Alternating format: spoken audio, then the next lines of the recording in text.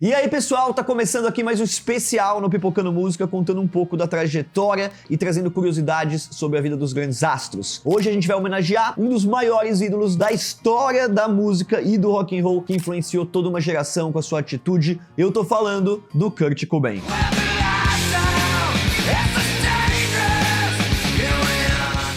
O roqueiro, meus amigos, colecionou sucessos com a sua banda, o Nirvana, ao mesmo tempo que teve problemas na vida pessoal com drogas e depressão. A mesma fama que levou o Kurt a ser um dos principais ícones do movimento grunge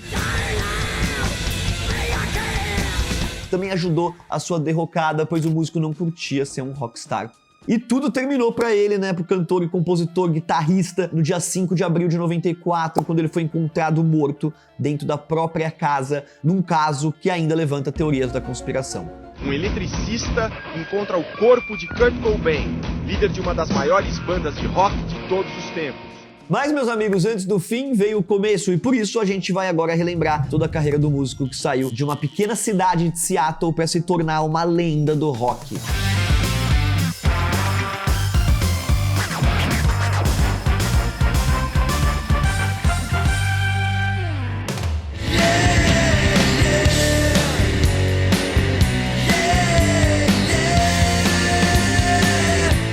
Kurt Donald Cobain nasceu no dia 20 de fevereiro, na cidade de Aberdeen, no estado de Washington, filho de uma garçonete e de um mecânico. Apesar das profissões comuns dos pais, o roqueiro já tinha a música correndo nas suas veias. Afinal, alguns parentes eram artistas. 2 tios do cantor possuíam bandas, além do tio-avô do músico, que era tenor e chegou a ter uma participação no filme King of Jazz, de 1930.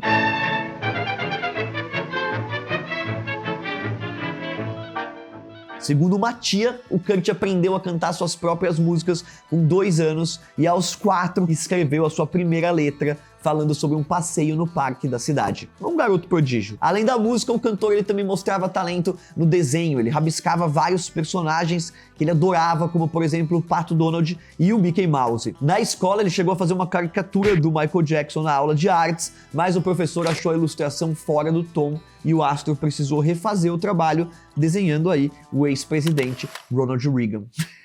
Mas a vida do pequeno Kurt começou a mudar quando ele completou 9 anos e os seus pais se divorciaram. E aquele garoto amoroso deu lugar a alguém mais rebelde e mais nervoso.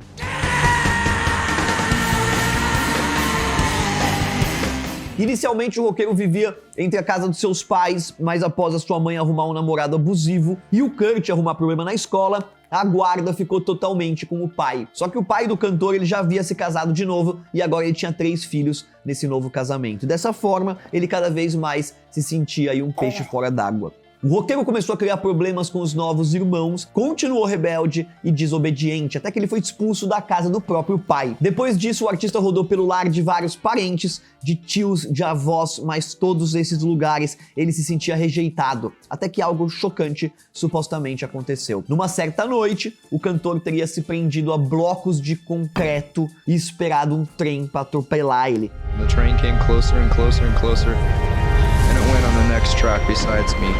Stood over me. Ele tentou se matar, né? Mas por sorte, o veículo passou no trilho do lado e assim o cantor sobreviveu. Apesar dos boatos dessa história ser uma brincadeira, né? O cantor voltou novamente para casa da mãe, mas lá teve novos problemas, pois ele não se dava bem aí com seu novo padrasto. Por causa disso, o artista abandonou o seu lar e começou a conviver aí em vários lugares inusitados, supostamente até debaixo de uma ponte e dentro de um carro. O cantor ele parecia totalmente sem rumo, até conhecer os Melvins, um grupo punk da sua cidade.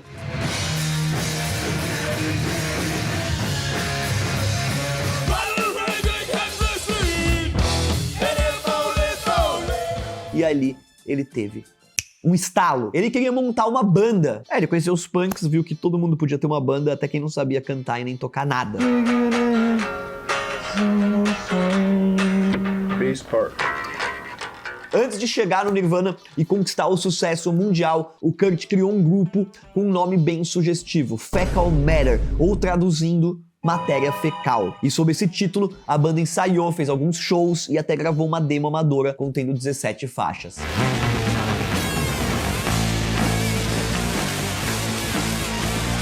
Só que o Fecal Matter acabou e o sonho de viver da música parecia distante. Mas aí no ensaio dos Melvins, o Kurt conheceu o Chris Novoselic, outro fanático por punk rock.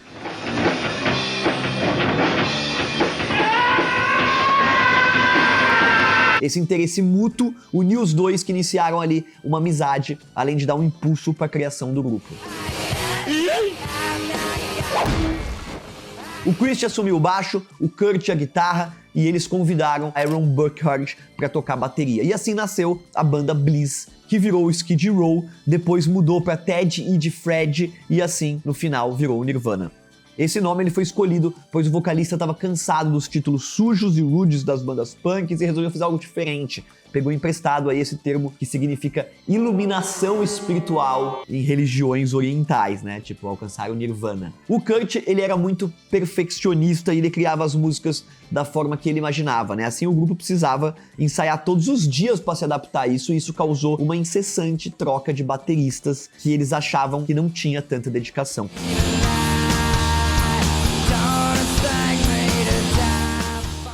Inclusive, meus amigos, quando eles foram gravar a primeira demo já com Nirvana, quem estava com as baquetes era o Dale Grover, dos Melvins.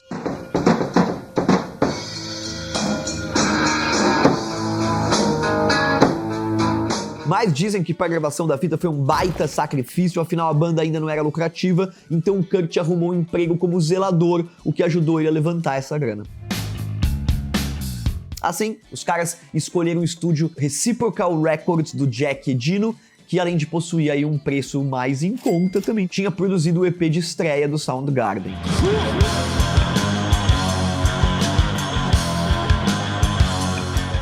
Apesar das canções ainda precisarem de alguns ajustes, o Jack se impressionou com o som e energia do grupo e ele acabou apresentando a demo para representantes da gravadora Sub Pop.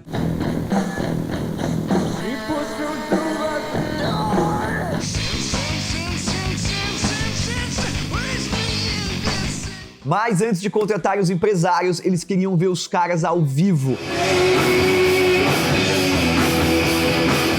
Mas quando o Kurt soube, ele ficou tão nervoso que ele começou a vomitar. E pra completar, a casa de show tava quase vazia e essa galera aí não se empolgou muito com a performance dos roqueiros. O vocalista ficou muito triste com o desempenho e as esperanças de fechar com a gravadora tinham ido por água abaixo, quando veio a notícia surpreendente. A Sub Pop curtiu muito o show e pouco depois disso, o grupo tava lançando seu single de estreia, Love Buzz, um cover do grupo holandês Shocking Blue. Can't you hear my love buzz?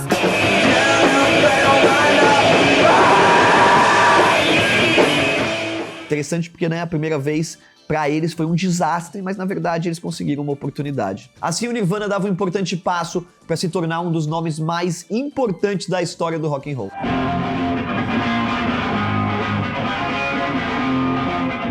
Depois de fazer o single, o grupo chamou novamente o Jack Endino, produtor da demo, e junto eles fizeram Bleach, o primeiro disco da história do Nirvana.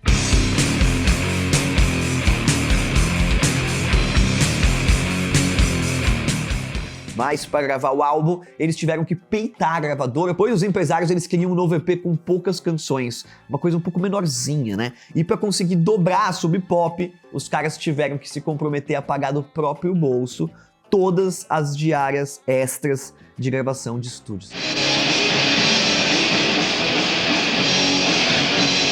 Mas os caras não tinham toda essa grana. Aí apareceu quem? Jason Everman, músico da região que tinha adorado a demo do Nirvana e resolveu bancar o projeto. O cara apareceu na capa e ainda foi creditado como guitarrista, mesmo que não tenha tocado um único acorde durante as 11 faixas.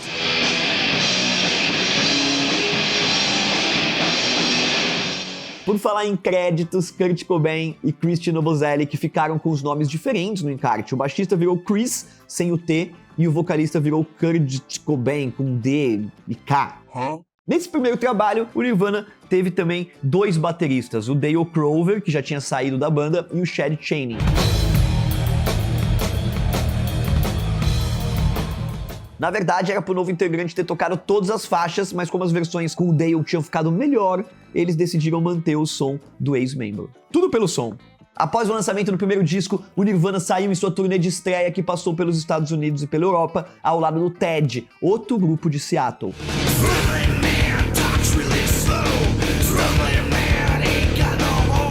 Mas a tour foi bem corrida, afinal foram 37 shows em apenas 42 dias.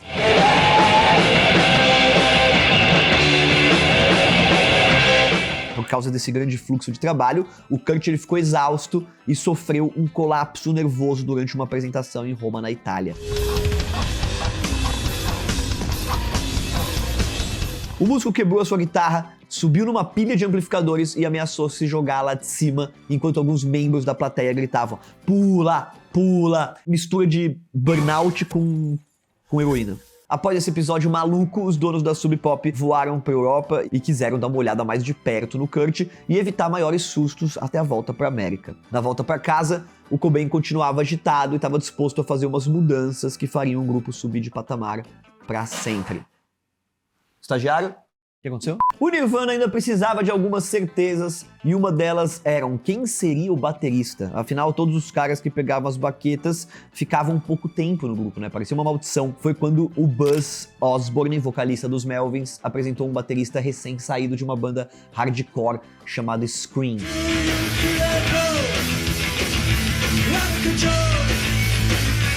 O músico ele fez um teste em menos de 2 minutos. Kurt Christie já tinha uma certeza. Aquele tal de Dave Grohl era o cara certo para assumir o posto.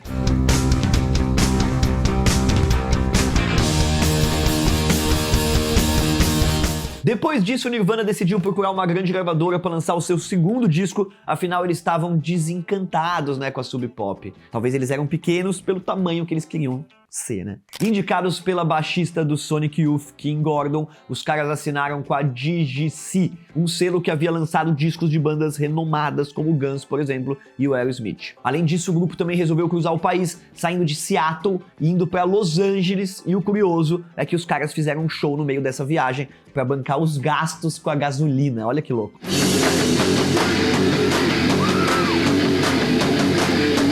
As gravações duraram cerca de 1 mês, até que no dia 24 de setembro de 91, Nevermind foi lançado, mudando para sempre a carreira do Nirvana.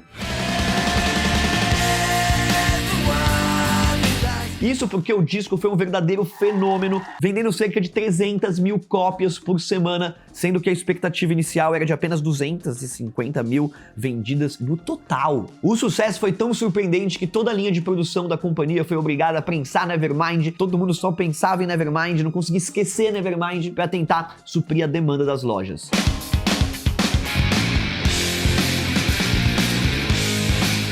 O bom êxito de vendas, né, esse sucesso, também se repetiu com a crítica. E nos Grammys de 92 e 93, os caras receberam 3 indicações a melhor álbum de música alternativa, melhor performance de hard rock e canções de rock. I'd like to thank my family and our record label. Mesmo desbancando Dangerous do rei do pop Michael Jackson do topo das paradas, o Kurt Cobain parecia meio receoso com toda a fama que ele tinha obtido, né? F you all, this is the last song of the evening. Além do Nirvana, outro fator importante da trajetória do Kurt foi o amor da sua vida, a vocalista da banda Hole, a Courtney Love. Que hoje é a mulher do Elon Musk, não é? Não. Tá bom.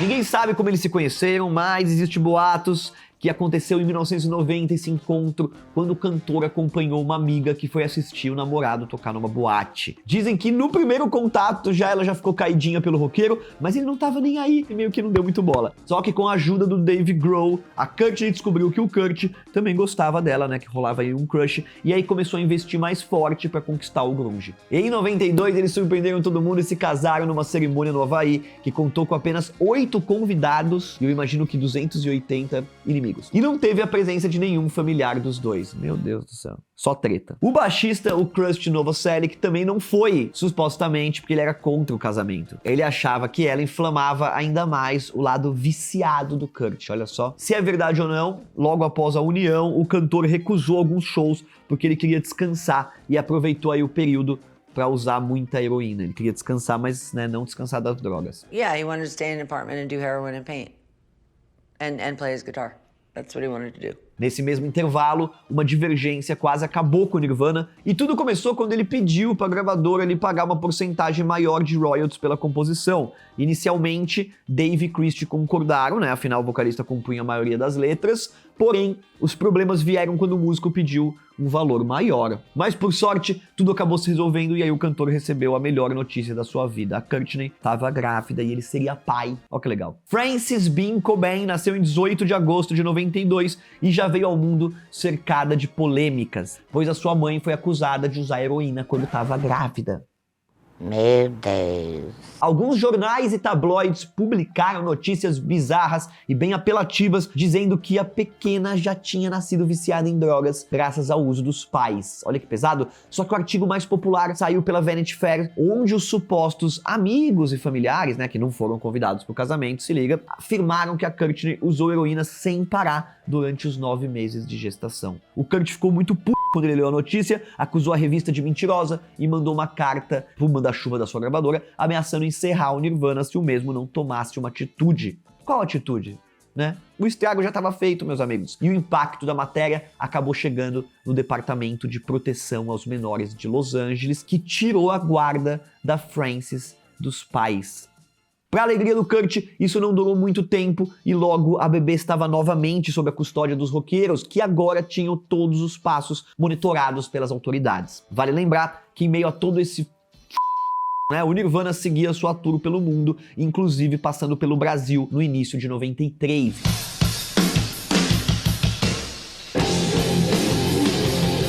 Imagina que loucura, galera, uma turnê, drogas, rock and roll, um filho, Courtney, Love, sei lá, loucura. As apresentações da banda por aqui foram uma verdadeira maluquice, com direito aos caras tocando tudo errado. E até o Kurt simulando uma no palco. Que bad, que horror. Segundo o João Gordo, né, tem foto aí dos dois juntos, as performances foram capengas de propósito, já que eles não curtiam ser super rockstars, né? E também eles tinham problemas aí pelo festival ser patrocinado por uma marca de cigarros. Putz, por que não falou antes, então? Meu, que loucura, muito rock and roll. Rock and roll! Curiosamente, os shows em solo brasileiro foram tão podreira, meus amigos, mas tão podreira, que eles acabaram ganhando o amor dos fãs e viraram aí um registro lendário dos grunges. É tipo o show do Raul Seixas, né, que ele tá doidão. Mas quem foi aí lembra com muito carinho desse show que ele tava doidão. Bom, já a vida pessoal do frontman seguia fora do lugar, já que as matérias dos tabloides jogavam ele contra a Courtney e contra a opinião pública, e toda essa crise inspirou o cantor pro novo disco do Nirvana, In Utero.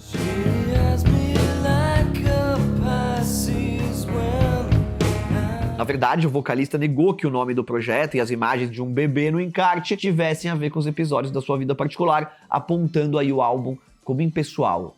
O nome chamava Dentro do Útero. Eu acho que tinha a ver, hein? No entanto, o próprio Dave Grohl rebateu, dizendo que as letras eram profundamente ligadas às pelos quais o Kurt passava, e retratando as angústias de um rockstar que não queria ser rockstar. Olha só que contradição. Além disso, o psicólogo Thomas Joyner alegou que muitas composições já mostravam como a ideia já estava presente na mente do Kurt, né?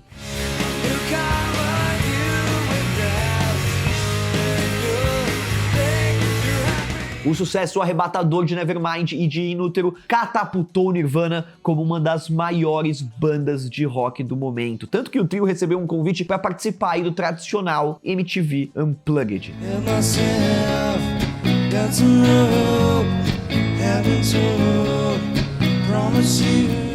Mas apesar dessas credenciais, Kurt e seus colegas negaram o convite de início, porque eles acharam que os artistas que participavam do projeto não faziam um show desplugado de verdade. Meu, que galera complicada, mano. Quando eles, enfim, toparam fazer o tal do Unplugged, a ideia foi trazer algo diferente, a começar pelo setlist cheio de canções lá do B e participações da quase desconhecida banda Meat Puppets.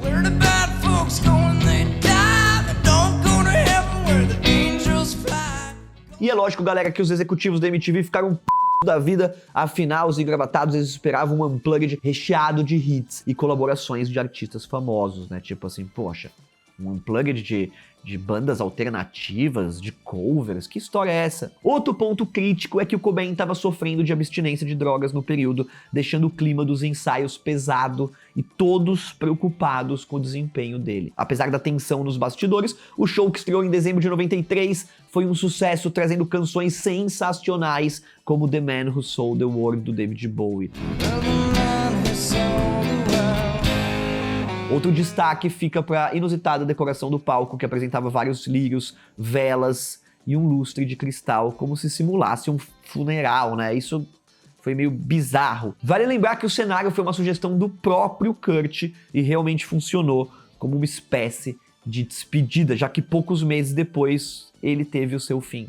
O Nirvana iniciou 1994 na estrada, finalizando a perna da sua turnê pelos Estados Unidos e emendando numa excursão pela Europa. Em 1º de março daquele ano, o grupo tocou em Munique e a apresentação foi um fiasco, com direito a falta de energia, acústica péssima. Aquela noite, infelizmente, se tornaria histórica, afinal ela marcou o derradeiro último show da vida do Kurt Cobain.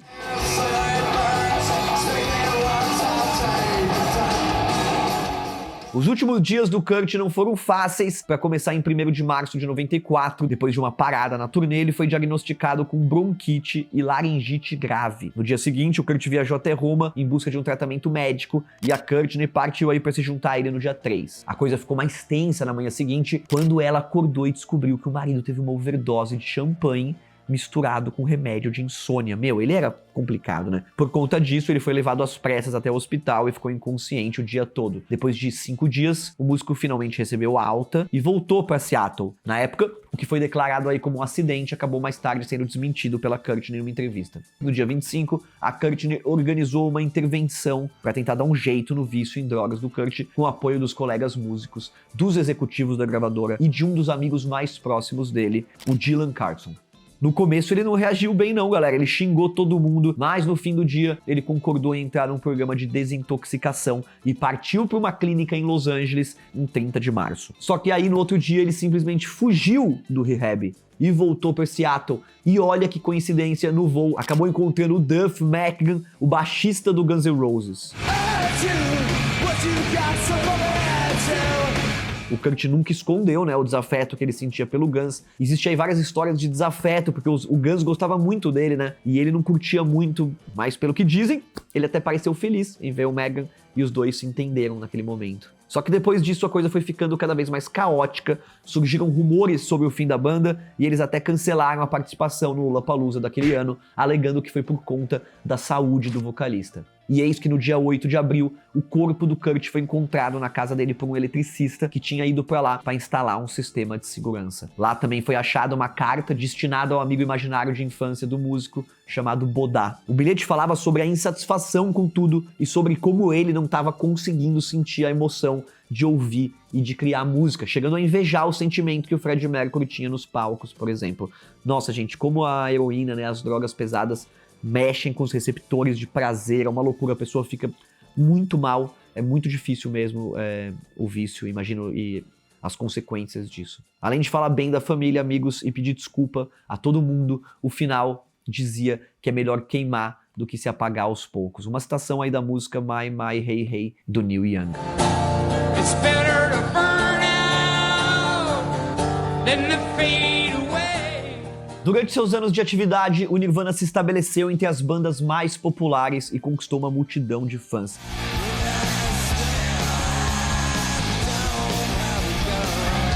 Sendo creditada aí por trazer o rock alternativo pro mainstream.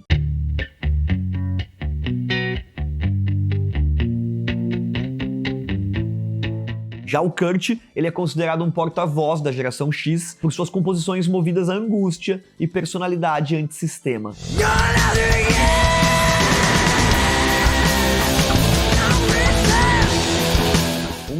Baita maluco, né? Todo o legado do cantor e dos seus companheiros foi reconhecido por veículos musicais importantes como a Rolling Stones, que incluiu os caras em várias listas de melhores da história. O Nirvana também foi nomeado ao Hall da Fama do Rock and Roll em 2014 e durante a cerimônia do Grammy desse ano, os roqueiros ganharam o prêmio Lifetime Achievement pelo conjunto da obra.